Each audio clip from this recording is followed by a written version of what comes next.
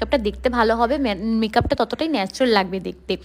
Skin যত ভালো makeup তত ভালো হবে। এবং গ্লোর কথাটাও আমি সেমই বলবো যে স্কিনে যদি তোমার গ্লো থাকে তাহলে অটোমেটিক মেকআপেও কিন্তু গ্লো চলে আসে। আর্টিফিশিয়াল গ্লোটা কিন্তু বেশি টাইম টিকে না। আচ্ছা যাই হোক, সো এখানে কথা বলতে বলতে অলরেডি দেখতে পাচ্ছ আমার বেস মেকআপ কিন্তু মোটামুটি কমপ্লিট হতে চলছে। তো তোমরা যারা যারা এই ধরনের মেকআপ শিখতে চাইছো তারা কিন্তু অবশ্যই স্ক্রিনে দেওয়া নাম্বারে কন্ট্যাক্ট করতে পারো, 9387070573 নাম্বারে।